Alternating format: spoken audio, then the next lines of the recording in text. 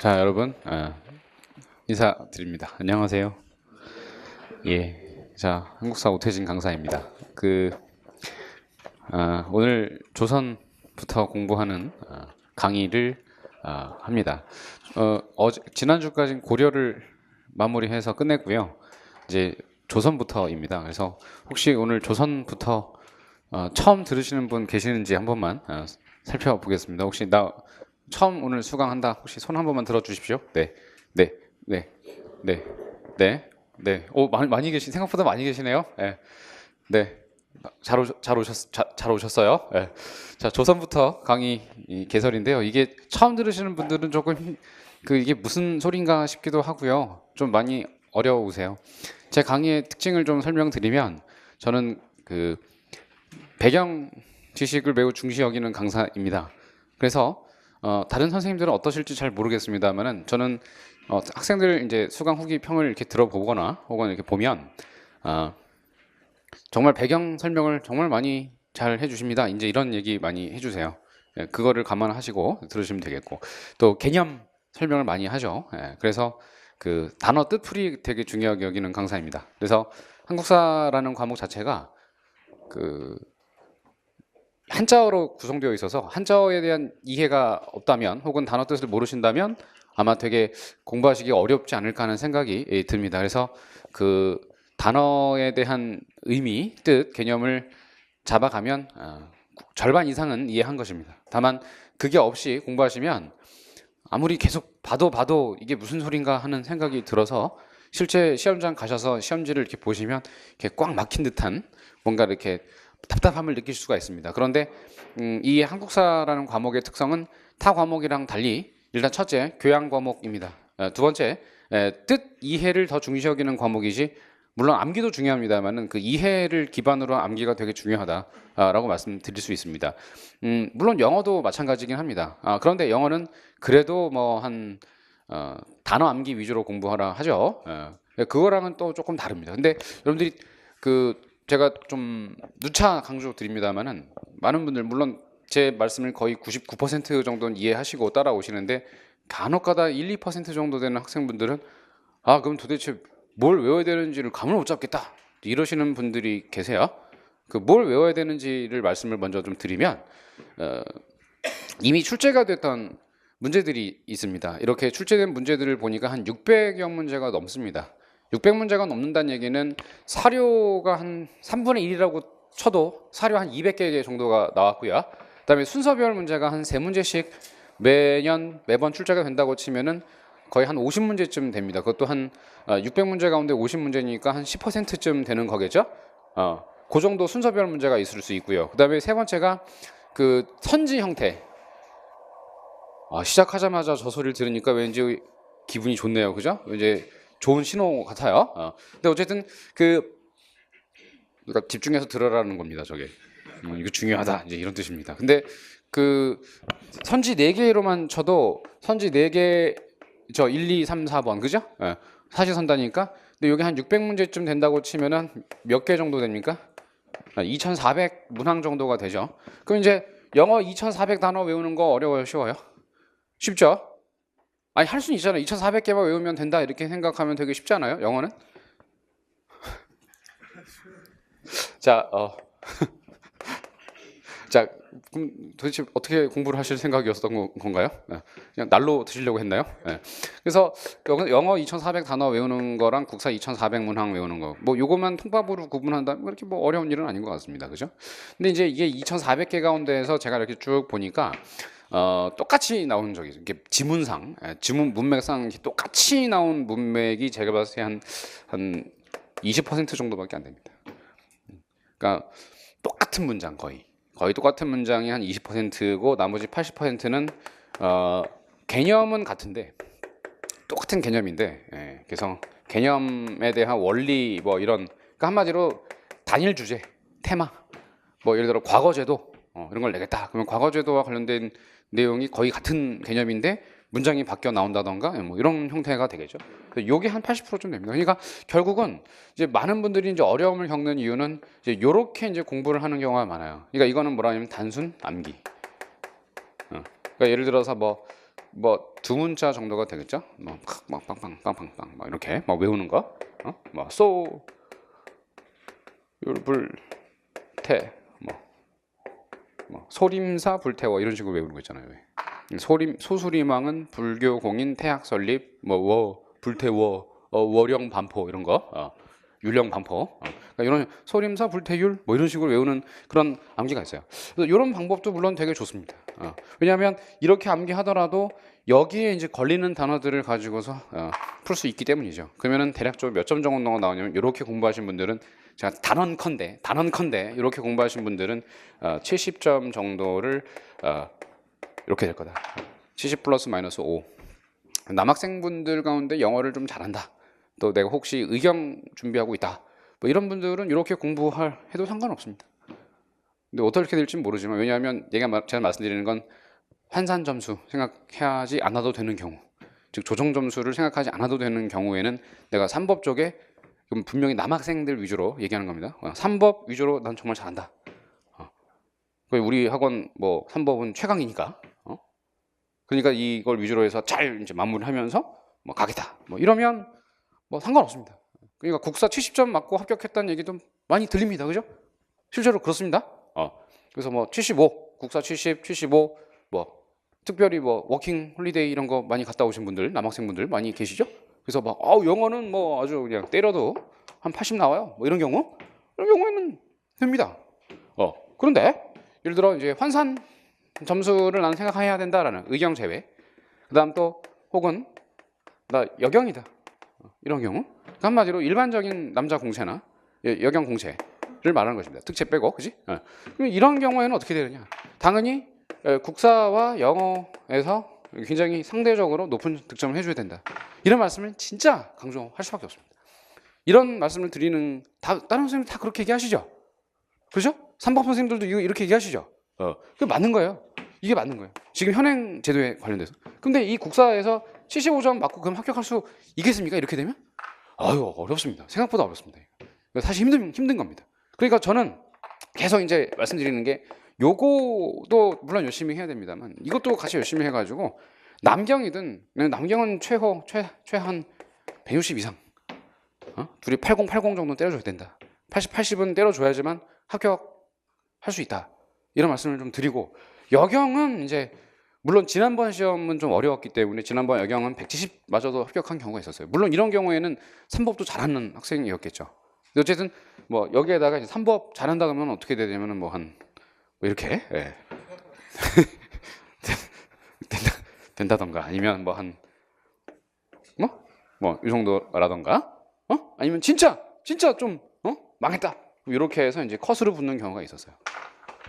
무슨 얘기인지 알겠죠? 근데 이제 반대로 여경 같은 경우 180에다가 뭐 한 265 붙어요. 이래도 지난번 붙었어. 260 붙었어요. 알겠죠? 그러니까 상대적으로 어디가 높아야지만 합격할 수 있기가 쉽겠어요? 당연히 국사 영어입니다. 국사는 영어를 잘 못한다. 그러면 일단 여자든 남자든 의경을 생각하셔야 됩니다. 알겠죠? 여의경 특채 이런 거 있으면 좋겠는데 근데 그게 없으니까 그러니까 이제 상대적으로 여기 점수가 좀 높아져야 돼. 그럼 여기를 높이는 방법은 이렇게 대부분 제가 다 이렇게 한다. 그러니까 아무리 강조해도 이걸 이제 뭐라 하냐면 쇠교의 경읽기 한마디로 소라는 얘기예요. 혹은 법상종을 만드신 그 원측 스님의 이론에 따르면 혹은 규기라는 분 혹은 삼장법사인 현장 스님의 이론에 따르면 일천재 아무리 보살의 도움을 받으려고 하더라도 보살이 그렇게 기도하고 열심히 야 합격해라 열심히 막 야 진짜 합격해 진짜 합격이래 나 합격합시다 이렇게 해라 저렇게 해라 하면서 막 경전을 읽어요. 이 경전을 읽는 거잖아요. 그럼 경전 이렇게 읽으면 어때요? 불교 경전을 읽으면 어때요? 참선에 돌입하죠. 그죠? 이걸 뭐라 해요? 일천재라 일천재. 죽었다 깨어나도 보살의 도움을 받든 안 받든 상관없이 합격할 수 없는 경우. 진짜예요.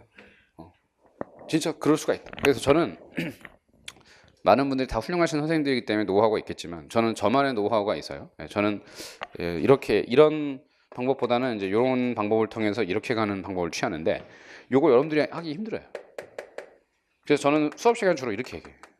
수학으로 얘기하면은 뭐 옛날 뭐 집에 막 정석 미친 듯이 풀어라. 연습 문제 계속 풀어라. 뭐 이렇게 안 하고 막 수학 선생님들 항상 이렇게 막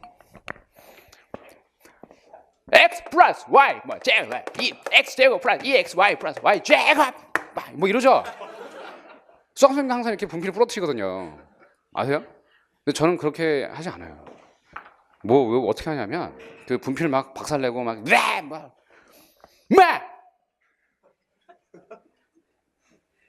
네 어머니랑 네 아버지는 네 위에서 여기 학원 보내가 몇 번씩 일을 하는데 네 집에 잠 천사노?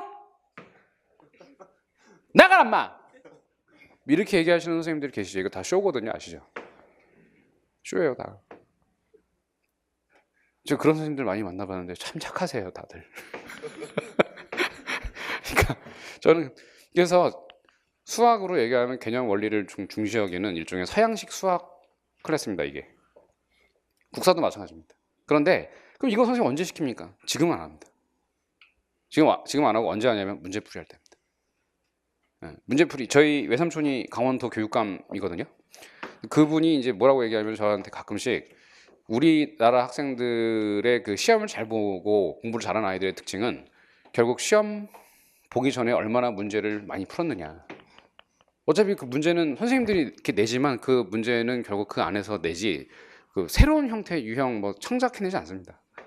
그러니까 상당히 다양한 문제를 많이 접하면서 문제풀이를 많이 한 학생들. 그러니까 뭐 기본 예제 이런 거 있잖아요. 왜 뭐 이렇게만 하면 합격하는 뭐 필수 예제 이게 아니고 그거에다가 그건 기본이고 한 곱하기 10배쯤 더 많이 풀어본 학생들이 무조건 이겨요. 무조건. 그 문제풀이를 통해서 외우라고 저는 얘기를 하거든요. 그러면은 저절로 외워요. 저절로. 여러분들이 따로 이렇게 막 외우려고 안 해도 그냥 문제풀이 미친 듯이 하면은 외워요. 그래서 제가 1단계 요번에 문제풀이가 집중 문제풀이잖아요.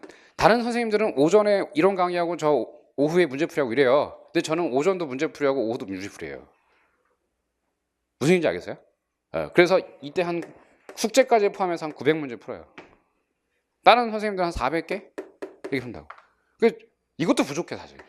이것도 부족한데 그나마 좀 가려운 데를 더 많이 긁어줄 수는 있어. 그래서 지방 원장 선생님들이 저한테 막 문자 보내시고 지방 학원 수강생들 얘기 들어보면 대부분 이제 서울서 공부하시다가 이제 여러 가지 이유에 다시 고향으로 돌아가셔서 공부하시는 분들이 저희 지방 캠퍼스에서 이제 수업을 들으시거든요. 근데 그 분들이 결국 이제 많이들 저를 수강을 하세요. 근데 그 이유가 뭐냐면 요번에 말씀해 주셨는데 원장 선생님들이 선생님 이번 정말 문제풀이 진짜 좋았습니다. 그래서 왜? 진짜 선생님 신의 한 수였습니다. 왜 그러냐 했더니 문제풀이 위주로 하니까 애들이 성적이 진짜 많이 올랐습니다. 맞죠? 맞잖아요. 왜 조용히들 계세요? 지방 원장님들 밑에 제주도 같은 경우에는 전은성 실장한테 물어봐. 분명히 전은성 실장이 잘 지도하니까 알 거고. 광주 같은 경우에는 이정 원장님한테 그분이 그 산적 같아도 사실은 전문가예요. 이번에 좋았어? 진짜요. 부산도 맞죠. 김영주 원장님은 안경 이렇게 끼고 되게 스마트하죠. 이번에 좋았어요. 이러면서. 대구 같은 경우에는 김정무 전무님이죠. 제가 맨날 김정무 전무님 이렇게 부르는 분이 계시다. 그럼 너 약간 퉁퉁하셔가지고 선생님 이번에 좋았습니다. 그런다. 진짜요. 그래서 요거로 암기하라고 하는 거예요. 그래서 저는 문제풀이 진짜 중시하더라고요. 다만 저는 완전히 별개가 돼가지고 이론 강의만 하고 배경 지식 뭐 개념 이런 거 들어도 이게 뭘 외워야 되는지도 모르겠구나. 그럴 때 어떻게 계속 들어야 돼. 계속 들으면 개념과 원리도 주입이 된다는 걸 알게 될 거예요. 암기만 주입되는 게 아니에요. 그렇구나. 알겠습니까? 그래서 저는 여러분들께 반드시 나중에 이제 그 새로 오신 이제 분들 이제 시작하시는 분들이잖아요. 그래서 기본서는 기본이고 말 그대로 기본이고 문제풀이 되게 중요하게 여겨요. 근데 이게 복습할 때 잘 안 돼요. 해보니 안 되죠. 잘 안 되죠. 아는 것도 있고 모르는 것도 있고 아는 게 있다는 게 어디야? 하나도 몰랐는데. 문제 풀면서 아는 게 보인다는 게 어디냐 이거야 내 말은. 이거 실전 문제잖아요. 여기 이거 다 풀면 합격하는 거잖아요. 그러니까 여기에는 어려운 것도 있고 쉬운 것도 이렇게 혼합되어 있다고. 쉬운 문제들만 나온 문제가 집이 아니고 이거는 그냥 다 모아놓은 거니까 테마별로. 그러니까 어려운 개념도 있고 또 혹은 아직 안 배운 내용도 앞에 나오고 왜? 이렇게 통합되다 보니까 뒤에 있는 문장을 앞에 보내기도 하고 그지? 그러니까 당연히 어렵죠. 다만 보이는 문장들이 보일 거다 이거지. 그러면 이걸 위주로 복습을 해주라. 보이는 것만. 그리고 지금은 완성 시기가 아니다. 기본 수업을 다 듣는 건 완성 시기는 아니다. 단 저는 기본 수업에서 모든 걸 다 얘기한다. 웬만하면. 이거는 심화 수업 때 할 거고요. 전 안 그래요. 왜? 심화 수업 제가 한두 번 해봐요? 여러분들 믿어요? 난 여러분들 안 믿거든. 이건 기본 수업에 했기 때문에 알 거야. 심화 수업 할 땐 이걸 아니까 이것만 할게. 왜? 알지? 알잖아. 5분 전에 얘기한 것도 모르는 게 여러분들이라고. 나 분명히 갑자기 돌발적으로 질문을 해. 5분 전, 이거 뭐였지? 그러면 그때 다 고개 숙여. 이거 5분 됐는데? 뭐 이래. 그러니까 맞잖아. 우리끼리 왜 그래? 다 알면서. 그렇잖아요. 그죠? 우리 아디다스 여학생. 그죠? 맞죠? 맞죠? 우린 부상 남학생. 그죠? 맞잖아요. 심지어는 1시간 전에 공부한 거를 다시 복습할 때도 여러분들이 그렇죠? 심지어 내가 어저께 필기한 것도 다시 이렇게 보게 되죠. 그러면서 뭐래? 이거 필기했어요? 그랬더니 응? 15페이지 뒤에 보세요. 이런 사람들한테 무슨 기본 수업에서 이건 했으니까 심화 수업 때 하면은 그때 안 할게. 이런 속된 말 미안해. 여러분 잠깐 비하할게. 당신 같은 사람들은 뭘 믿고서 심화 수업 때 이건 할게요 이런단 말이냐. 얘기했는데도 모르는 게 여러분들인데. 그래서 나는 기본 수업 할 때는 무조건 최대한 많이 하려고 해. 진짜 많이 얘기해. 어차피 그거 다 나중에 문제 풀이할 때 다시 다 나와. 근데 기억이 안 날 뿐이야. 까먹은 거라고. 들으면 알아. 아 맞아. 저는 얘기했었어. 맞아. 이러면서. 근데 암기돼야 될 내용이 암기가 안 되고 이상한 것만 기억이 난다는 게 여러분들이거든. 내 생일을 기억하더라고. 미친 거 아니야? 미친 거지.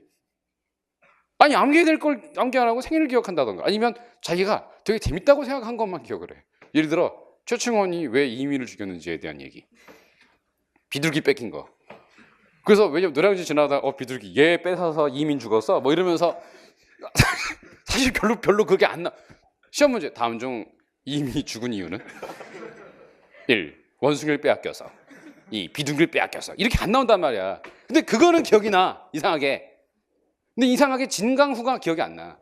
진양공이 누구지? 흥령부가 뭐였지? 흥령부가 진강부가 됐나? 진강부가 흥령부가 됐나? 결국 시험 문제는 그런 거거든. 근데 이상하게 이런다. 흐름은 알겠는데 이상하게 암기가 안 돼요. 이런다. 흐름 같은 소리 하고 있네. 흐름을 내가 얘기한 이유는 그 흐름으로 공부하라는 얘기였지 흐름 자체를 외우라는 얘기가 아니었어. 어찌 보면. 근데 이상하게 외워야 될 건 기억이 안 난다. 그럼 그 외워야 될 거 언제 할 거냐? 지금은 안 돼. 이게 이제 돼야 될 때가 언제냐면 단순 암기. 이거 어떻게 하는 줄 아세요? 영어도 단어장 갖고 막 암기하는 것도 물론 좋겠지만 저는 그렇게 공부 안 했어요. 저는 사실 대입 수능 때는 영어 강사였거든요. 수능 영어 강사였는데 이거 못하겠더라고. 그래가지고서 원래 전공으로 돌아와서 이제 고시 쪽으로 와가지고 국사를 강의하기 시작했는데 저는 이거 어떻게 공부했냐면 무조건 그 문제라든지 아니면 그 독해에 나오는 단어만 외웠지 필수 단어 이런 식으로 단어집에서 공부하지 않았어요. 한마디로 단어를 외우는 이유가 뭐예요? 적용이에요. 적용을 그냥 해버린 거 저는 무조건. 그래서 이렇게 쭉 가다가 이렇게 글을 읽다가 뭔가 안 되면 뭔가 단어가 모르니까 막히는 거 아니야. 그럼 그거가 여기에서 이 단어가 어떤 쓰임새로 쓰였을까? 예를 들어 중의어 같은 게 많잖아요. 그런 경우에는 단어 하나만 외우게 되면 그 단어가 내가 외운 단어가 아니면 어떡할 건데 그 이상하게 해석이 된다고. 마치 초기 구글 영어 해석하듯이 된다고. 그래서 이상하잖아요 그거. 분명 응? 이렇게 된단 말이야.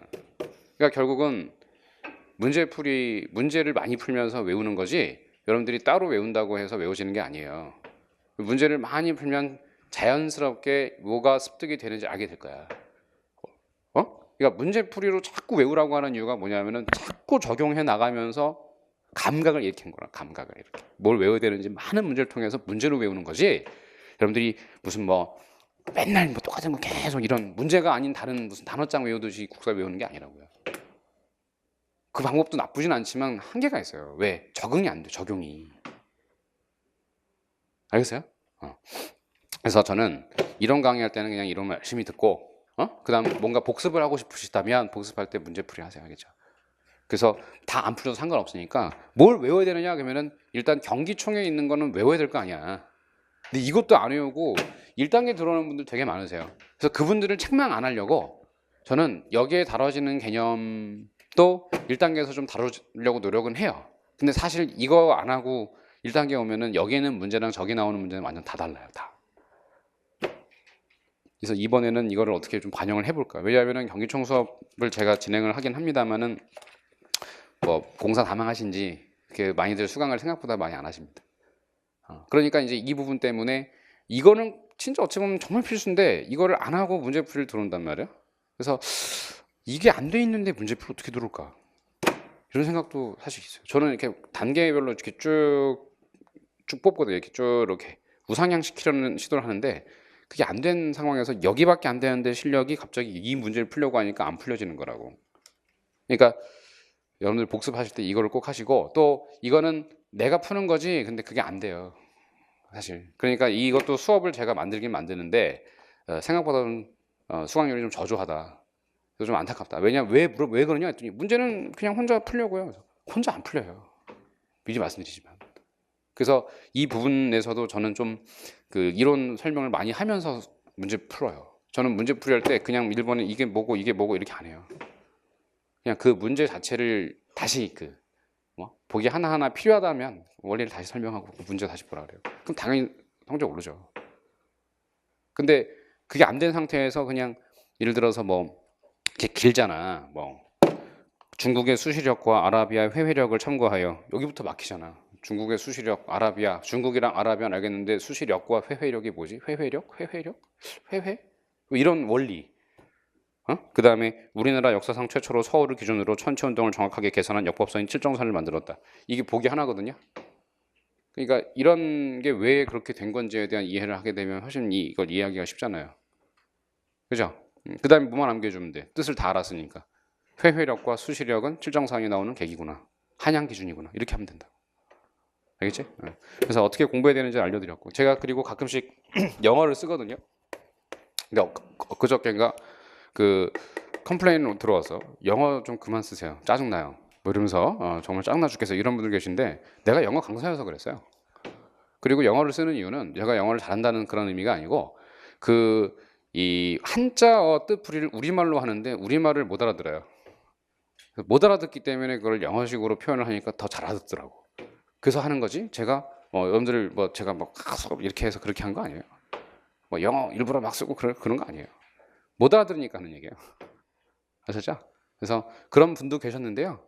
그런 분 이 오피니언 제가 잘 받아들였어요. 받아들였는데 저는 계속 쓸 거니까 알아서 하세요. 못 듣겠거든 그만두세요. 그건 어쩔 수 없어요. 제 강의 스타일인데 어떻게 해요? 못 알아들으니까 하는 얘기예요. 못 알아들으니까. 무슨 얘기인지 알겠죠? 그래서 그런 부분에 대해서 말씀을 좀 드리고 또 영어 강사였던 버릇이 남아가지고 그런 것도 없지 않아 있으니까 못 듣게든 그만두세요. 그러시면 돼요. 아셨죠? 자, 오늘은 조선 공부를 할 것입니다. 그럼 이제 조선은 그 고려랑 이어진단 말이야. 그럼 이제 고려랑 이어지는 조선 그러면 또 고려를 또 좀 배경 지식을 알아야 또 조선을 나아간다 이렇게 생각을 하잖아요. 그래요. 절반은 맞고 또 절반은 틀려요. 그 이유는 왜 그러냐면 절반은 맞는 이유는 어차피 조선 건국을 한 이유를 알려면은 고려의 문제점을 알아야 되기 때문이에요. 그런데 또 절반 틀리다고 하는 이유는 또 조선은 조선부터 나가는 거지. 또 고려에 대한 내용을 다 모른다 하더라도 또 그러니까 고려 문제랑 조선 문제는 다르단 말이에요. 그러니까 절반은 맞고 절반은 틀리다. 그럼 앞으로 이제 새로 수강을 하시는 분들의 마음 자세는 어떠하냐? 지금부터 공부하는 내용에 대한 이해를 충실하게 하시면 된다. 그렇게 따지면 여러분들 명량이라는 영화도 못 보겠네. 그 앞에 있는 붕당 정치를 공부 안 했으니까. 붕당 영화를 안 봤으면 당연히 명량을 못 보는 거지. 근데 명량을 이렇게 보다 보면은 처음에 무슨 얘기인지 모르지만 대략적으로 영화 시작할 때 이렇게 시작하더라. 1592년 임진왜란 발발 중 삼도수군 통제사였던 이순신은 조정과 일본군의 이간질책으로 결국 파직되어 하옥되고 백의 종군하게 된다. 그 뒤를 이어 원균이 제2대 삼도수군 통제사가 임명되었으나 원균의 그러한 지휘 부전술과 독단적인 뭐로 인하여 칠천량에서 대패하고 만다. 이로 인하여 100척이 넘는 조선의 수군은 전멸을 당하게 되고 이에 당황한 조정은 백의 종군을 하고 있던 이순신을 다시 한번 제3대 조선의 삼도수군 통제사로 임명하게 되는데 점점점. 그러면서 이제 시작이 된다고. 이것도 마찬가지예요. 그럼 조선은 이제 강의할 때 어떻게? 고려는 이런 문제가 있었기 때문에 이렇게 되어 큰 위기를 맞이해야 했는데 특히 외구의 침탈로 인하여 조정은 수도를 철원으로 천도할 의논을 하게까지 이른다. 이에 신릉 무장 세력을 중심으로 최영 장군, 이성계 장군, 최무서 장군 등은 각각 외구에 대한 선제 공격과 또 혹은 이성계 장군에 있어서의 사병들을 중심으로 고려군을 다시 재정비하게 되고 최무선이 마침 화통도감을 마련하여 화약무기 개발에 성공하여 고려는 수군 전함들의 화포를 탑재하게 이르고 그리고 왜군 선단을 향하여 함대함 포격 전술을 포격을 통한 격퇴 전술을 구사하기 이른다. 이렇게 시작한다고. 알겠어요? 이렇게 되면 이런 내용을 바탕으로 뭘 이어지는 거야? 조선으로 자연스럽게 이어질 수가 있는 거예요. 무슨 얘기인지 알겠죠? 그러니까 굳이 앞에 있는 내용을 모른다 하더라도 뒤에 있는 내용까지 이해가 안 된다. 이렇게 생각할 필요 없다는 거예요. 어차피 약간의 배경은 설명을 드릴 테니까. 그러면 지금까지 공부해왔던 여러분들은 나는 이제 고려까지는 그래도 공부했으니 앞으로 쉽겠지? 천만의 말씀이 좋으시다. 고려까지는 선생님 어떻게든 되는데 선생님 조선 어떻게 해요? 이런 분들 많이 계세요. 조선 큰일 났어요. 조선 하나도 모르겠어요. 이런 분들 되게 많으세요. 그러니까 지금부터 다시 한번 진검승부다. 시험 문제로 치면 몇 번부터 시작이냐면 11번부터다. 11번. 그래서 11번 문제부터 가르쳐 드리겠습니다. 자, 11번 문제. 자, 제1장 경국대전 체제의 성립. 30분이죠. 열심히 하자 이거죠. 그리고 암기 해야 될 때는 언제냐? 문제풀이 위주로 공부할 때 암기 된다. 자연스럽게 습득될 거다. 이런 말씀을 드릴게요. 알겠죠? 자, 그러면 여러분들 15세기 국왕의 업적 다 받으셨고, 그지? 그다음에 이제 첫 시간이 제일 중요해요. 여러분들과 만나는 제가 첫 시간에 궁합이 잘 맞느냐 안 맞느냐 이게 되게 중요한 거예요, 사실. 그래서 첫 시간부터 별론데 이런 분도 근데 거의 없으세요. 거의 없고 잘 맞는데 이런 분들이 되게 많으세요. 첫 시간에 그 이유는 첫 시간에 배경 이런 거 되게 많이 얘기해 드리기 때문이에요. 이제 그러다가 진도에 쫓기기 시작하면서 단순 주입식 강사로 전락하곤 하죠. 자, 그러면 256페이지 경국대전 체제의 성립. 그래서 이 15세기 이제 조선과 관련된 특히 조선 정치사를 시작이니까 바로 이렇게 들어가기보다 조선이란 나라를 정치상으로 어떻게 접근을 해야 될 건지에 대해서 한번 쭉 간략하게 설명을 드려보죠. 그래프로. 그래서 조선은 15세기부터라고 보시면 돼요. 물론 1392년 건국이지만 그래서 1392년 건국을 하였습니다. 자, 이 건국 이후에 가장 중요했던 문제는 결국 왕권과 신권 사이에 있어서의 대립이에요.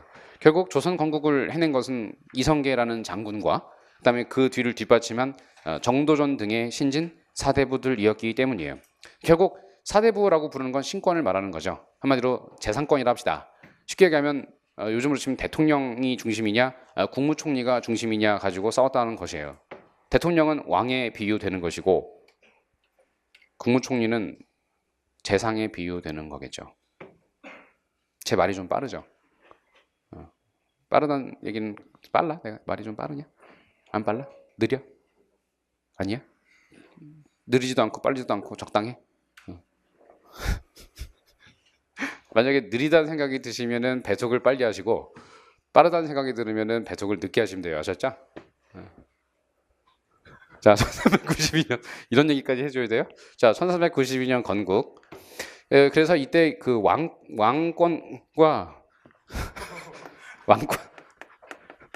왕권과 이 신권 사이에 있어서의 이제 대립이 발생을 하게 돼요. 그래서 이로 인해서 몇 번에 걸친 왕 자리가 이렇게 바뀌는 반란이라던가 이제 반정이라던가 혹은 정난 등의 이름으로 다 비슷한 얘기입니다. 한마디로 쿠데타 이런 게 발생을 하고 서로 죽고 죽이는 일들이 발생을 하였죠. 그래서 이 시기 때에는 결국 왕의 업적을 공부하라 그러면은 태조부터 성종 때까지의 임금을 공부하게 될 겁니다.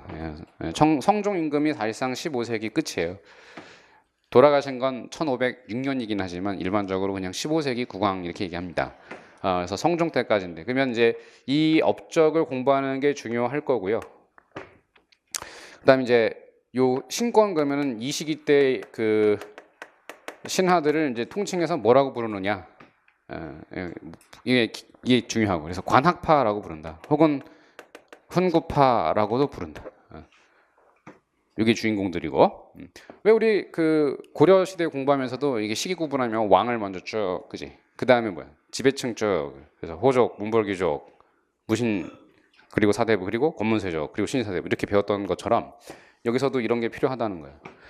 그런데 이제 그 제3의 세력이 있어요. 건국에 반대했던 세력이죠. 이들도 분명히 신하들인데 굳이 얘기하면은 조선 건국에 반대했으니까 어느 왕조에 대한 충신들? 고려 왕조에 대한 충신들이 있어요. 그래서 그 고려 왕조를 지켜나가고자 했던 이런 충신들이 조선 건국에 반대했을 것이고 그게 바로 옹건파들이죠. 옹건파 신진사대부라고 불렀던 들어보셨을 거예요. 정몽주. 정몽주나 길제. 정몽주는 결국 타살당하면서 죽었지만 은거하면서 저기 영남 지역, 경상도 지역으로 이렇게 퇴거하면서 숨어 사는 사람들이 생겼어요. 길제라는 분이 계십니다. 그 길제의 제자가 김숙자, 김숙자의 아들이 김종직, 김종직의 제자가 바로 김일손, 정여창, 김굉필, 그리고 그 흐름을 이어간 게 조광조, 그리고 주세붕, 이황 이런 흐름이 있습니다. 그래서 이 사람들을 뭐라고 부르냐면 이런 관학파, 이들 중앙에 있는 공신계급인 조선 건국을 주도했던 사람들과 비교해서 뭐라고 부르냐면 살인파라고 부릅니다. 그래서 이 살인파가 처음 등용되기 시작했던 건 언제였냐면 바로 이 성종 때부터 이렇게 등용이 됩니다. 물론 앞선 시기인 세조 때도 김종직이 관직을 생활을 시작을 하긴 합니다. 그래서 국사라는 게 딱딱 떨어지는 게 아니라는 거예요. 선생님 뭐 15세기에 등용됐다면서 세조 때도 김종직이 있대요? 그러니까 그렇게 딱딱 떨어지기가 어렵다는 거예요. 그래서 국사는 편의적으로 이렇게 이해하기 쉽게끔 시기 구분하는 것이 뭐 15세기 국왕 성종 아니고 16세기도 있는데요. 그래도 15세기까지의 그냥 국왕의 업적으로 많이 보더라 이거지. 죽은 건 1506년이지만 무슨 맥락인지 알겠어요? 그래서 딱딱 그렇게 안 돼요. 국사는 대략적으로 두루뭉술하게 가는 거지. 그럼 이제 이 과정, 자 15세기의 그럼 특징은 여러분들 제가 세 개를 가르쳐 드릴 거예요. 첫 번째는 건국을 어떻게 했는지에 대한 순서. 그다음 두 번째는 이 왕의 업적들에 대한 얘기. 그다음 세 번째는 이렇게 관학파와 살인파의 어떤 비교. 그리고 네 번째가 바로 이 과정에서 만들어진 이 왕의 업적은 결국 뭘로 이어지냐면은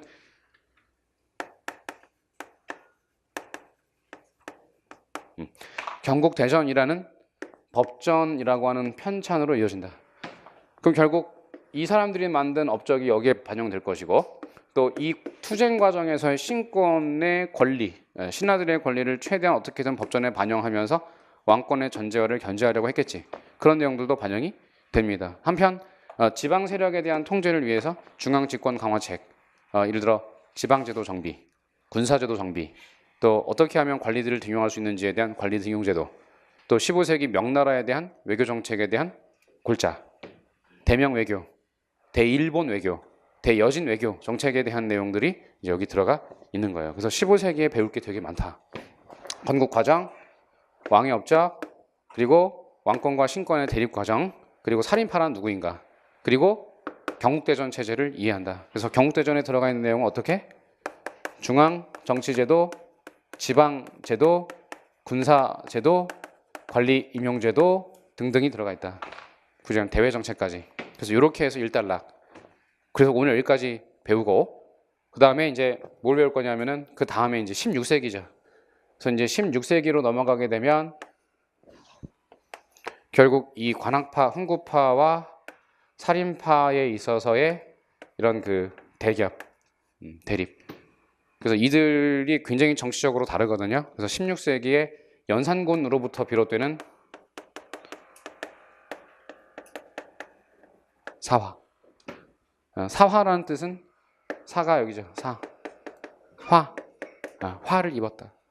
사약을 먹고 죽었다. 뭐 이런 얘기. 처형당하고 있다. 그래서 이 사화에 대해서 공부하게 될 거다. 그래서 연산군부터 명종 때까지는 사화의 시대이다라고 한다. 이제 명종이 끝나고 난 다음에는 이제 시기 구분을 이렇게 한번 해요. 왜냐하면 지금 그 태조부터 명종 때까지 16세기 중반인데 이 명종 임금 때까지 쫙 보니까 누가 권력을 잡고 있어요? 조선을 건국한 주도 세력들이 권력을 잡고 있죠. 사화라는 건 역시 살인들이 화를 입었다는 뜻이니까. 그러니까 이 시기는 전반적으로 누가? 이들이 주인공이다라고 할 수가 있어요. 그럼 이제 시기 구분을 하는 이유는 여기부터를 조선 중기라고 하는데,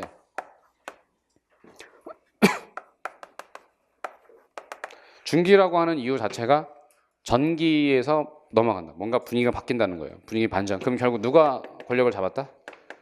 이 사화를 겪었던 이 살인들이 권력을 잡아요. 그래서 이 살인들이 권력을 잡는다 해서 살인 정치라고 합니다.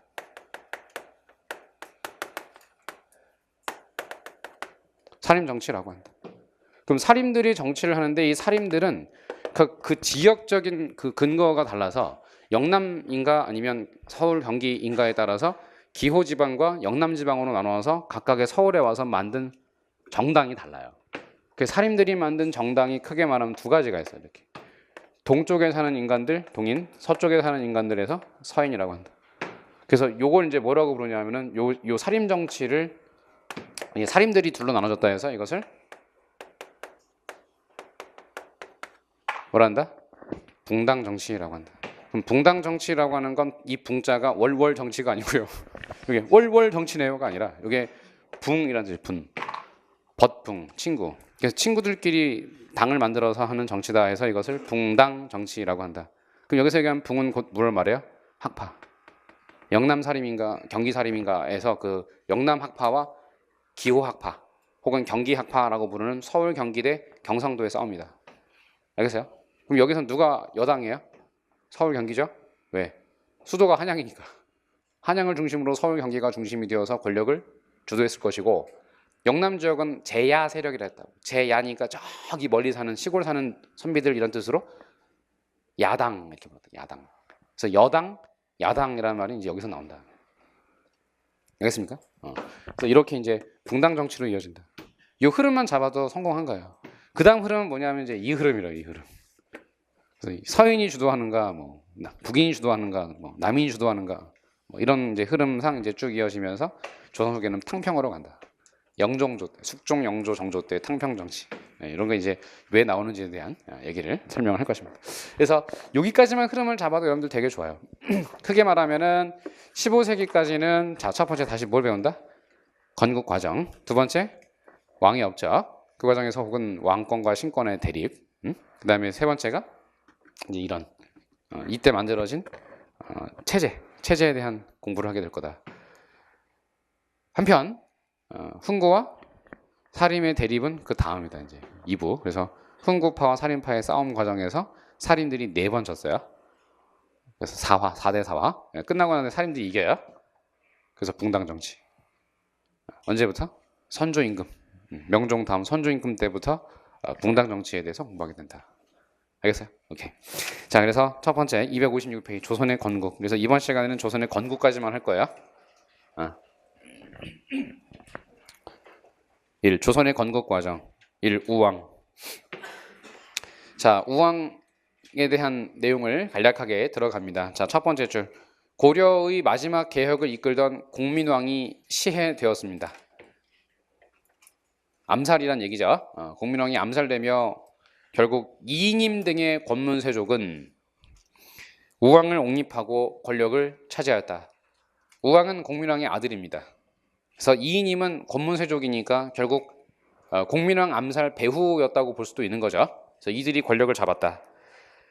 그리하여 공민왕 때 성장되었던 신진 사대부를 제압하고 다시 한번 친원 정책을 취하게 되었다. 공민왕 때는 이것 다 반대라고 보면 되겠죠? 네. 왜 반대? 공민왕은 누구를? 신진사대부를. 공민왕은 원나라가 아니라 어느 나라를?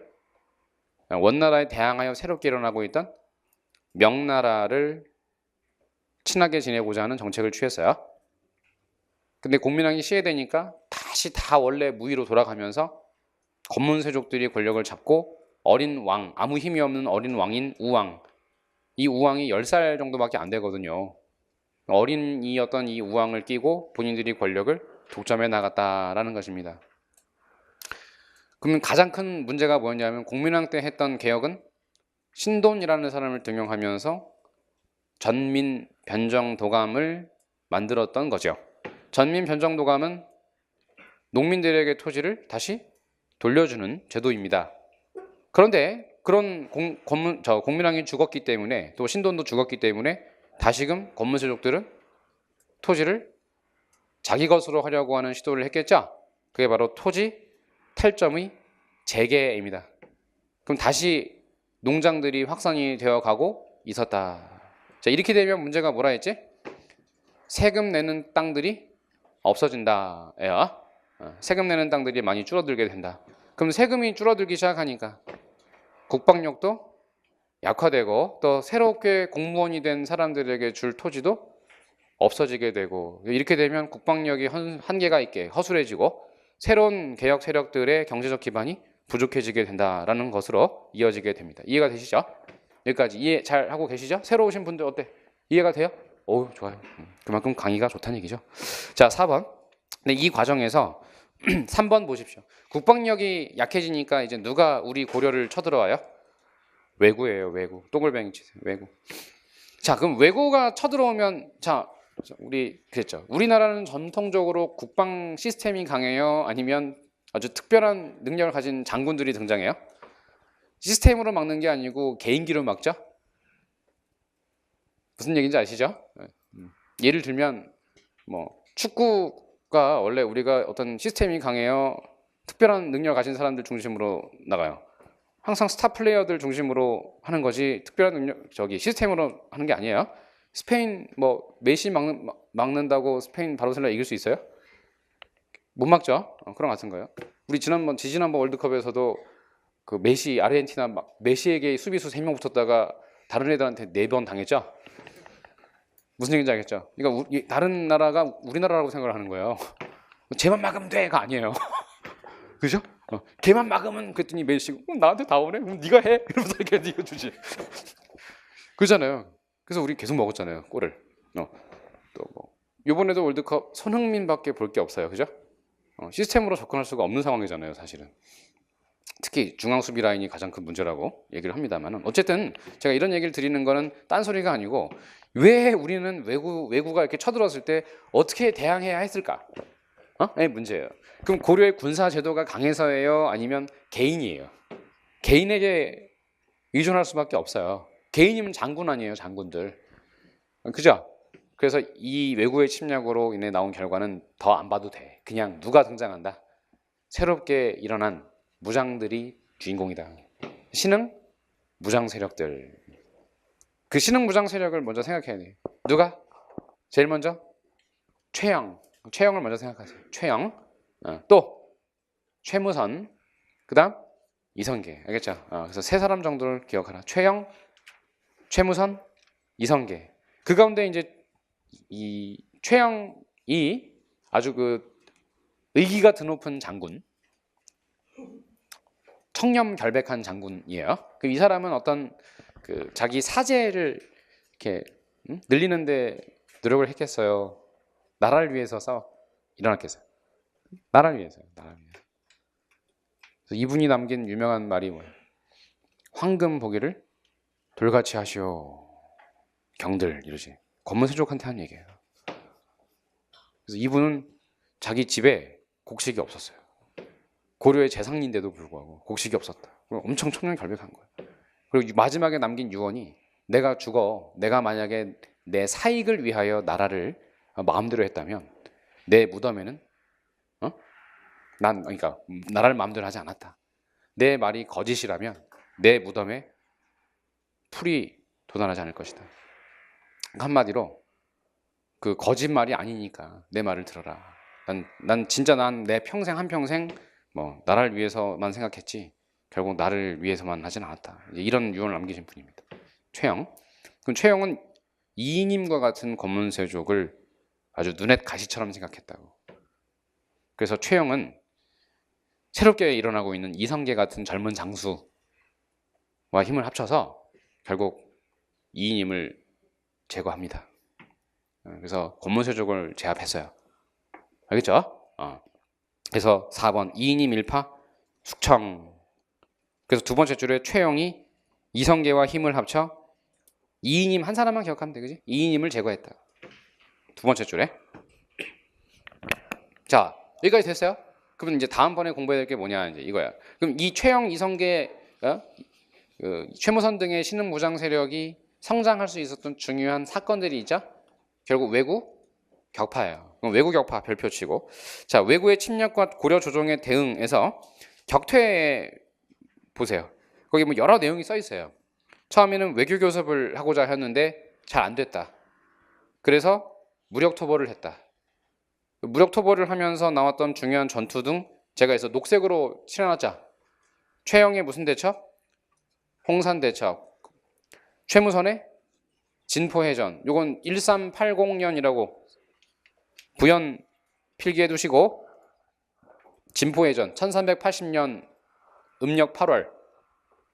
음력 8월이란 우리 추석을 노리고 쳐들어온 거예요. 왜구가. 왜냐하면 왜구는 배를 타고 다니는 사람들이니까 해적대들인 말이에요. 이런 왜구를 격파하기 위해서 바로 왜구가 우리 8월에 쳐들어온 이유는 추석 때 추수 시즌을 노린 거예요. 왜냐하면 뺏어먹을 게 많은 시기니까. 그래서 이때 대규모 배를 한 500척의 배를 이끌고 충청도 지역의 강으로 들어왔어요. 근데 이곳을 기다리고 있었어요. 우리는 분명히 이때쯤이면 그놈들이 올 것이다. 일본 놈들이 분명히 올 것이다. 일본 해적들, 뭐 루피, 뭐 쌍디, 뭐 조로 이런 애들이 분명히 올 것이다. 해서 우리는 해군 함선을 딱 매복시켜 놓고 버스토콜을 지금 하기 직전이었어요. 그러니까 이 폭발, 이 대포를 준비하고 있었어요. 그랬더니 진짜 왜구들이 500척이나 으아 하면서 왔어. 외구 열매들 먹은. 그래서 막 왔어. 그래서 얘네들에 대해서 우리가 딱 이렇게 한 포를 딱 막아놓고 500척이 오기를 기다렸고 그 500척에 대해서 포격을 가하기 시작했어요. 그래서 이래서 드디어 왜구를 격파한 거죠. 이게 1380년 진포해전입니다. 이 진포해전은 세계사적인 의미가 있죠. 바로 이 함대함 포격전을 처음 해보았다. 우리나라가. 그래서 왜구의 선단을 500척이나 격파하였습니다. 이렇게 되자 돌아갈 배를 모두 잃어버린 왜구들이 이제 우리 충청도와 전라도 일대를 막 휩쓸기 시작해요. 얘네들이 한 2만 명 이상이었어요. 2만 이상의 왜구들이. 그래서 이제 사실 이게 더 골칫거리죠. 이제 또 그러니까 나가지도 않으니까 이제 우리나라에 눌러 앉게 되니까 이 왜구들이. 그래서 안 되겠다. 그래서 이제 나선 사람이 누구였냐면 이성계입니다. 이성계. 그래서 이성계 장군이 지금의 이제 전북 남원으로 그들을 몰아넣고 적은 병력이었음에도 불구하고 황산이라고 부르는 이유는 거기가 이제 나무들이 없어서 산들이 모두 이렇게 누런 황토처럼 생겼다 그래요. 그래서 그 황산이라고 불렀는데 남원 근처에 있는 산을 그곳에 진을 친 왜구들과 이제 싸워 이기게 됩니다. 이 전투도 아주 유명한 전투예요. 특히 황산에 이렇게 넓은 골짜기로 되어 있는데 이런 중요한 길목을 먼저 왜구가 진을 쳤대요. 그때 이 왜구의 적장 이름은 아지발도. 아지발도라는 이유는 아지 그러면 이제 아기라는 우리나라 말이고 우리 강아지 할 때 그 아지. 그다음에 발도라고 하면은 이게 몽골 말로 장군. 바투르라고 해요. 바투르가 원래 몽골 말로 장군인데 요거를 한자로 쓰면 발도. 그래서 이름은 모르고 적장 가운데 아기라고 불렀기 때문에 이 나이가 되게 어렸대요. 15살. 왜구의 적장이 15세였다. 그래서 어린 적장이었기 때문에 아기 장군 이렇게 불렀던 걸 아지발도라고 우리는 불렀던 거죠. 근데 이 아지발도는 가장 용맹하였다고 하는데 그 이유는 우리 주력의 무기가 이게 활이거든요. 활을 맞아도 안 죽었다 그래요. 왜냐하면 걔네들 그 갑옷이 여기서부터 여기까지 다 갑옷으로 둘러쳐져 있으니까 활을 맞아도 안 죽는 거죠.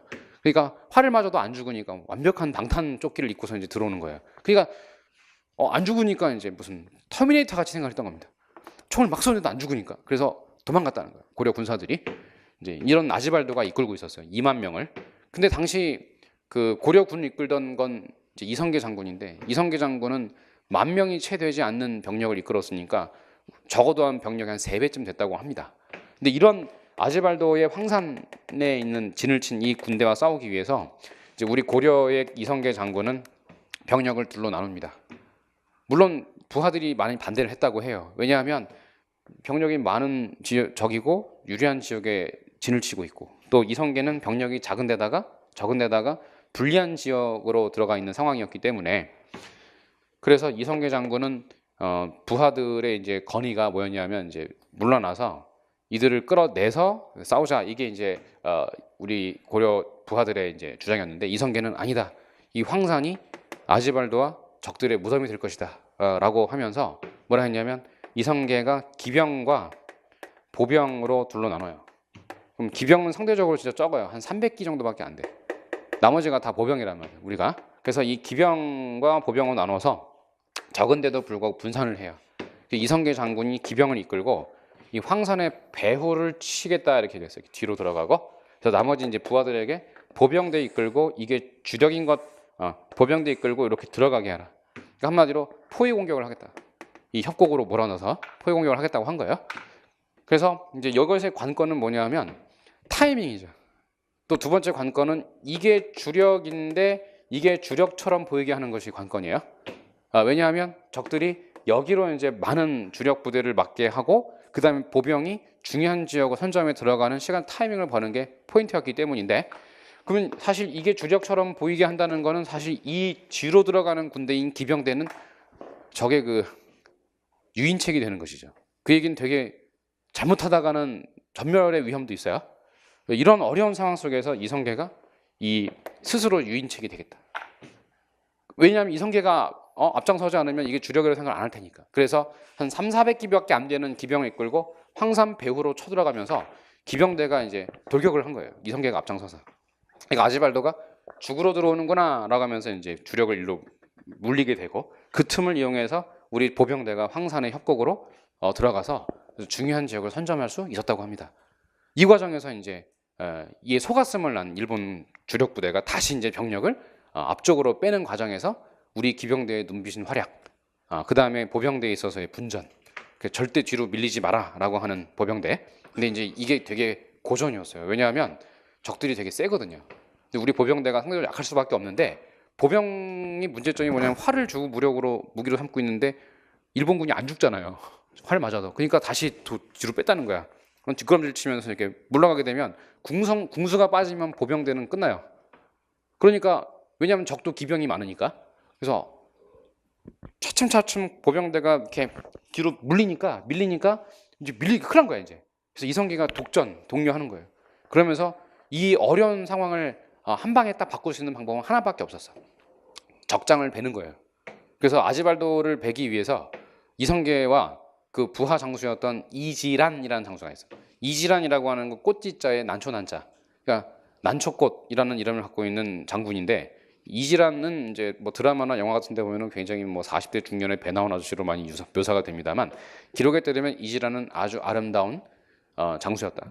긴 머리를 휘날리는 그런, 그리고 긴 창을 항상 이렇게 갖고 다니면서 투구를 이렇게 봤으면은 그 모습이 아주 아름다운 그런 미남 장수였다고 해요. 그러니까 전장에 그 사람이 창을 들고서 이렇게 긴 머리를 휘날리면서 달리는 모습을 보면 남자들도 다 이렇게 아름답다라는 생각을 했다라는 장군이 한 명 있어요. 근데 이성계 장군의 동생 같은 존재예요. 그래서 이지란과 이성계가 같이 이렇게 뛰어나가면서 아지발도를 죽여버려요. 이지란이 먼저 활을 쏴서 아지발도의 투구를 맞춰서 떨어뜨리고, 그럼 투구가 없어지자 이제 하이바가 없어졌죠. 하이바가 이렇게 뒤로 이렇게 제쳐진 틈을 이용해서 이성계가 아지발도의 얼굴에다가 활을 꽂아 넣었다는 거야. 그러면서 아지발도가 활에 맞아 쓰러지자 그 모습을 보고 이성계가 다시 돌격시켜라, 적장을 쓰러뜨렸다 하면서 보병이 이제 앞으로 밀고 들어가면서 황산에서 완벽한 포위 공격에 성공을 한 겁니다. 그래서 이 2만 명 정도 됐던 왜군의 주력을 이때 섬멸을 하게 되고, 그래서 살아 돌아간 왜군의 숫자가 불과 70여 명에 불과했다 이렇게 나와요. 그럼 70명이 살아 돌아왔다는 건 뭐냐면 전멸시켰다. 이 전멸 정도까지 타격을 줄 수 있는 이유는 뭐냐면 포위 공격입니다. 포위 공격. 그래서 이 황산에서의 포위 공격으로 이성계가 왜구의 주력을 섬멸하게 됩니다. 이게 바로 1380년 황산 대첩이에요. 그러니까 이길 수 없는 전투에서 승리를 거두었죠. 그러니까 이성계 장군의 위명이 날로 올라갈 수밖에 없는 거였어요. 아셨죠? 그래서 이 이성계 장군이 고려의 국민적인 영웅으로 떠오르면서 최영 장군과 이성계 장군이 결국 악의 당시 그 뭐랄까 요즘 말로 하면 적폐, 그 부정부패 세력이었던 이님 일파를 제거할 수 있었던 것입니다. 무슨 얘기인지 알겠죠? 자, 여기까지가 이제 이성계 장군이 성장하게 된 계기예요. 그럼 여러분들 여기서 알아야 되는 건 물론 되게 많은 배경이에요, 그죠? 그냥 들으시면 되고 중요한 전투들은 기억을 해둘 필요가 있다. 뭐다?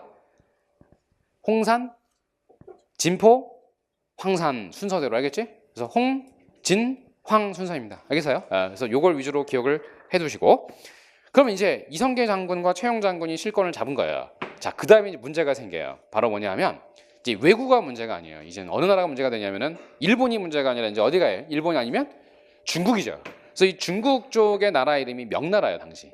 이 명나라가 우리 고려에 대해서 굉장한 그런 압박을 해옵니다. 마치 우리가 지금 사드 압박을 당하는 것처럼 비슷하게 명나라가 우리 고려를 굉장한 압박을 가했는데 뭐였냐면 영토를 달라는 거예요.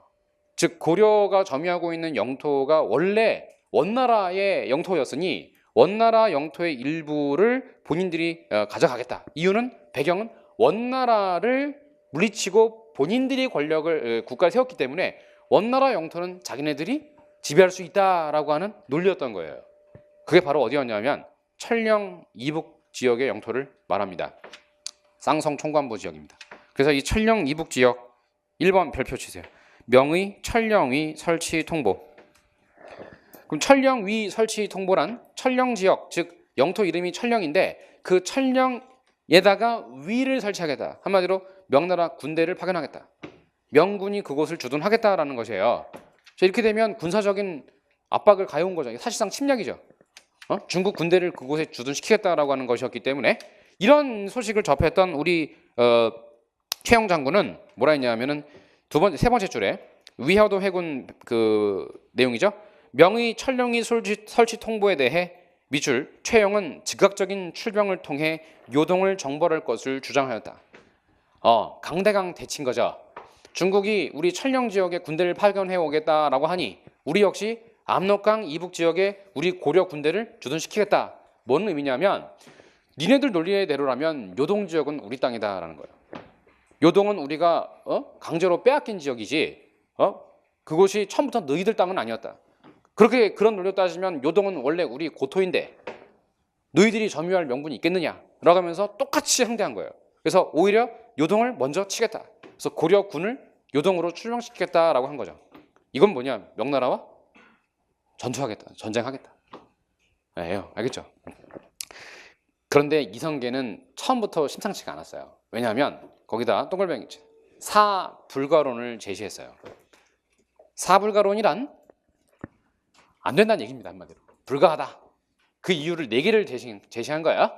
이것도 뭐 알아두면 좋죠. 사불가론의 내용은 무엇이냐면 읽어보면 한마디로 못 이긴다 이거예요. 명나라 싸워서 지금 이길 수 있는 상황이 아니다.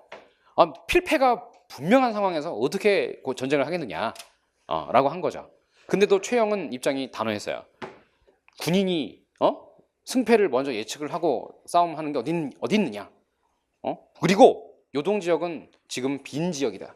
거기에 대해선 방어는 허술하기 짝이 없을 테니 걱정 말고 치라라고 한 거예요. 근데 이성계는 명이니까 군 최고 사령관의 명령이니까 부하 장수가 되어서 출동을 안 할 수는 없었던 거예요. 그래서 출동을 했는데 이제 문제는 그 위화도라는 섬이 하나 있어요. 섬이에요 이게. 아일랜드인데 그 위화도는 압록강 하류에 있는 조그만 섬이에요. 근데 그곳에 이제 고려군이 당도를 하고 이제 압록강을 넘기 직전이었어요. 근데 그때 그만 비가 엄청 많이 내립니다. 비가 막 내리면서 결국 도하를 하지 못하고 있었어요. 근데 그게 수일간 계속되다 보니까 이제 군 병사들이 동요하기 시작합니다. 이러다가 우리 그 강 건너는 거 명나라 놈들이 다 알게 되는 거 아니요? 뭐 이러면서 그러니까 이제 이 불안한 요소가 이제 많이 있었던 거죠. 왜냐하면 도하는 전격적으로 해야 하고 빠르게 해야 하는데 며칠 동안이나 발이 묶여 있는 데다가 또 이성계의 마음도 좀 되게 심란했겠죠. 그래서 결국 돌아오기로 한 거예요. 바로 위화도 회군입니다. 그래서 결국 이성계가 위화도에서 군사를 돌려서 최영을 제거했어요. 그러니까 한마디로 하극상. 군사 반란이죠. 군 쿠데타가 일어나면서 최영을 제거하고 이성계가 권력을 잡습니다. 자, 근데 이제 이 문제, 이 다음이 또 중요한데, 이성계가 실권을 잡은 다음엔 이성계가 그냥 최영처럼 고려의 권력을 계속 잡는다면 크게 문제될 건 또 없을 수 있어요. 근데 이제 문제는 이성계의 위화도 해군 이후에 그 밑에 있는 것처럼 신진사대부가 입장이 둘로 갈리게 되었다는 것입니다. 그래서 첫 번째, 고려의 구제를 유지하고자 한 온건파와 신법을 통해 개혁을 추진하고자 한 급진개혁파. 그럼 여기서 얘기하는 법이라는 것은 옛날 법을 유지하느냐 아니면 새로운 법을 만들 것이냐에 둘러싸고 둘로 갈린 거예요. 특히 이 법에 있어서의 큰 문제가 뭐였냐면 그 밑에 나온 것처럼 전제입니다. 전제. 전제란 밭전자에 제도할 때 제자이므로 토지 제도를 말합니다. 그래서 이 토지 제도에 대한 입장 차인데, 자, 이 토지 제도에 대한 입장 차는 앞에서 토지 탈점이라고 하는 부분, 권세가들이 토지를 많이 갖고 있는 부분에 대해서 이제 개혁안에 대한 내용인 거죠. 그래서 다음 페이지 보시면 이 혁명파와 온건파로 나눠집니다. 이 표는 별표를 치십시오. 자, 혁명파의 중심 인물은 정도전, 조준입니다. 형광펜 치시고, 온건파 사대부는 정몽주, 이색, 길재입니다. 여기도 형광펜 치시고, 이 중에 살아남은 사람은 길재밖에 없어요. 나중에 다 제거당했기 때문인데, 이렇게 이제 두 세력으로 나눠지면서 입장차. 자, 크게 이제 문제가 된 게 유학에 대한 입장차인데, 그게 바로 뭐냐면 동글뱅이 별표 주례입니다. 주례를 강조한 사람들. 이 주례란 잘 기억합니다. 별표 치셨죠? 주례란 이 주나라 제도를 말합니다. 주나라의 제도. 그래서 주나라 주자를 쓰고, 그럼 주나라의 예법이니 주나라의 제도자. 그럼 뭘 강조한 것? 주나라의 제도를 따르자. 그럼 제도를 따르자니까 제도 개혁인 거예요. 그죠? 근데 이런 거는 이제 새로운 법을 만들겠다는 뜻이죠. 주나라의 법에 따라서 우리나라에 새로운 법을 만들겠다. 그런데 그 옆에 있는 소학, 가례를 강조하는 사람들이 있어요. 이건 뭐냐면 소학은 도덕, 윤리 교과서, 가례하면 집에서 지켜야 되는 예법. 이거는 법제도 개혁이 아닌 거예요. 소학과 가례를 주장한다는 건 일단 나라를 깨끗하게 만들자, 즉 도덕적으로 훌륭한 국가로 만드는 게 우선이다라고 하는 식의 내용인 거죠. 한마디로 새로운 법 제도를 반대하는 거예요. 법을 만드는 것보다 더 우선시돼야 되는 게 뭐다? 도덕 교육의 정상화다, 이렇게 얘기한 거예요. 그럼 이걸 소학과 가례를 얘기하는데, 이 가례를 만든 사람이 누구냐 하면 주자라는 사람이에요. 그래서 이걸 주자 가례라고 해요. 그러면 주례와 주자 가례는 완전 다르죠. 이 주는 주나라를 말하고 주자 가례는 주자라는 사람을 말하는 것이니까요.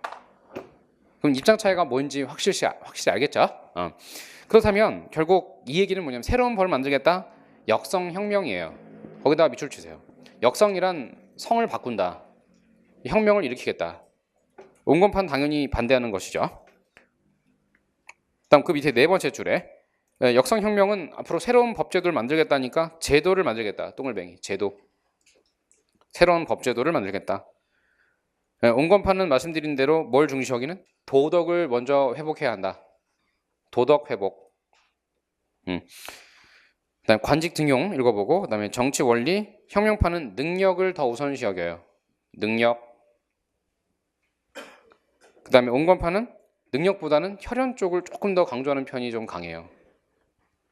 그다음에 전제개혁 별표 치고, 전제란 토지 제도를 말한다 했죠. 토지 제도 개혁 어떻게? 과전법을 통해서 법을 만들겠다. 과전법의 별표. 과전법은 새로운 전법이죠. 새로운 토지 제도를 만들겠다. 그럼 한마디로 이건 대농장을 없애겠다. 대농장을 폐지하겠다 라는 뜻이 돼요. 근데 온건파 사대부들은 전면적인 전제 개혁은 반대했습니다. 그 다음에 경제적 군사적 기반 부분에선 혁명파는 신흥 무정 세력과 연결, 이성계랑 친하게 지냈다는 뜻이죠. 온건파 사대부는 아니었다는 것이고요. 그다음 불교에 대한 입장 차이 보면 배불론과 척불론이 있어요. 이 얘기는 불교를 아예 배척한다는 뜻이에요. 배척한다는 뜻이에요. 그래서 불교 자체를 비판했어요.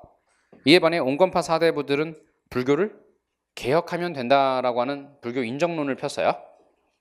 계승은 관학파로 계승이 돼요. 거기다 현감 해주세요. 그럼 자 여기 보시면 이 부분입니다. 결국 조선을 건국한 사람들이 뭘로 이어진다? 15세기에 관학파로 이어진다는 것입니다. 관학파는 곧 뭐라고? 훈고파로 이어지게 되는 거죠. 그러면 주의해야 될 게 이분들이 같은 사람들이에요? 다른 사람들이에요? 다른 사람들이에요. 알겠죠? 혁명파 사대부들의 계승자란 얘기죠. 아버지랑 본인은 같은 사람이 다른 사람이에요? 다르죠? 근데 그 뜻은 이어받을 수가 있죠. 그런 차이예요. 그렇다고 아버지 생각과 본인 생각이 같아야 달라요? 다르죠. 네, 그런 거예요. 그러니까 이 혁명파 사대부들과 관학파는 같지만 다르기도 해요. 무슨 얘기인지 알겠죠? 뭐가 같아요? 조선 건국을 주도한 세력들이라는 부분에선 같고 그 후예라고 하는 것 그리고 그걸 인정한 사람들이랑 같지만 성향은 다를 수가 있어요. 무슨 얘기인지 알겠죠? 가장 큰 다른 점이 뭐냐면 혁명파는 불교를 인정하지 않아요. 근데 관학파는 불교 인정합니다. 거기에 쓰세요. 그래서 관학파는 불교 인정. 이게 다른 점이에요. 그래서 많은 분들이 이것 때문에 되게 헷갈려들 하세요. 그래서 제가 정확하게 잡고 들어가는 거예요. 아버지랑 본인 종교가 다를 수도 있는 거예요. 알겠어요? 아버지는 무교인데 나는 종교가 있을 수 있거든요. 이 같은 맥락이에요. 그러니까 관학파는 불교를 인정합니다. 도교도 인정합니다. 알겠죠? 반대로 자 온건파 사대부들은 바로 이 사람들을 말하죠. 고려 왕조를 지키면서 조선 건국을 반대한 사람들이에요. 그죠? 그럼 반대한 사람들은 그 흐름이 어떻게 간다 했어요? 길제만 살아남았고 그 길제가 어떻게? 살인파의 시조가 되는 거죠. 살인파로 이어진다. 그럼 이 시기 때 그 온건파는 불교 인정했어요. 그런데 특이한 점이 이 살인파는 불교를 부정합니다. 그게 다른 점입니다. 살인파는 불교 비판. 이게 반대죠. 거꾸로 되죠 이제. 그래서 건국 이전과 건국 이후가 다른 점이 이거랍니다. 아셨어요? 이게 가장 중요한 포인트예요. 헷갈려들 하는 거니까 제가 잡아드렸고요.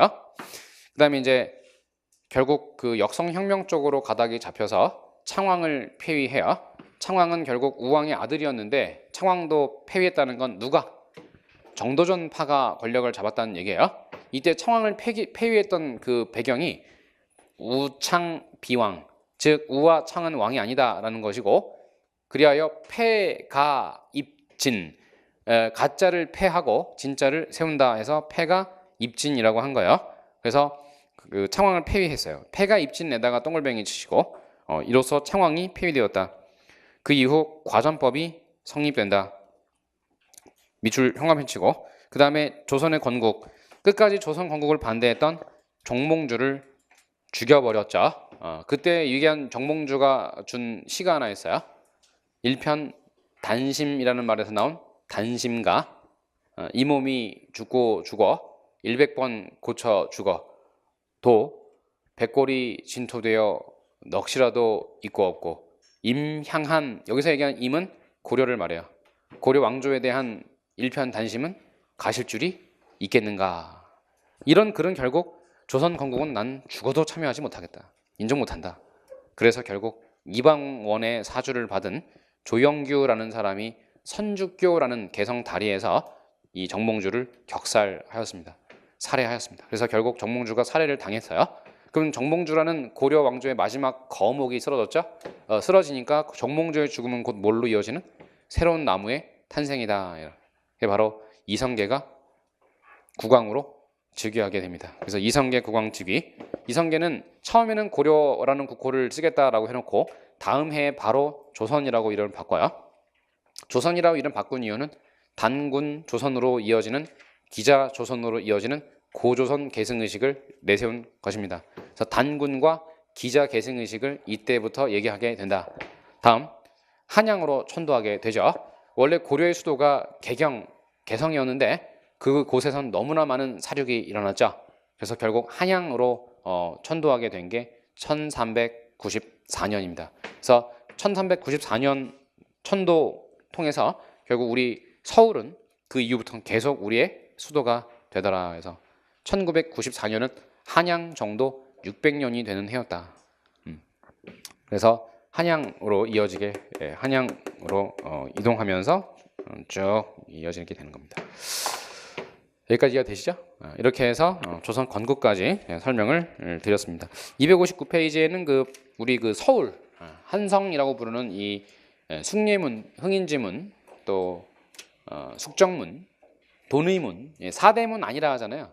그 사대문 안에 이제 구조에 대한 얘기를 거기 써놓은 것입니다. 그래서 제일 위에 있는 그 궁궐 보시면 5대궁 경창창 경경이거든요. 경창창 경경. 그 가운데 제일 먼저 경복궁, 창창이니까 창덕궁, 창경궁 나오죠. 여기까지가 조선 전기의 3대 법궁입니다. 그러다 이제 후기로 가면서 그 임진왜란으로 3대 법궁이 모두 불태워지고 새로운 이제 궁궐이 필요했기 때문에 거기 보면 경희궁, 경희궁은 이제 경덕궁이라고도 하는데 경희궁, 광해군, 그다음 마지막 지금의 덕수궁인 경훈궁입니다. 그래서 마지막 대한제국이 여기서 망했습니다. 경훈궁, 덕수궁에서 멸망했다. 순서대로 얘기하면 경창창 경경 순서가 됩니다. 경창창 경경, 이게 우리 조선의 5대 궁궐이다. 이번 시간은 여기까지만 설명을 할까요? 쉬었다 가겠습니다.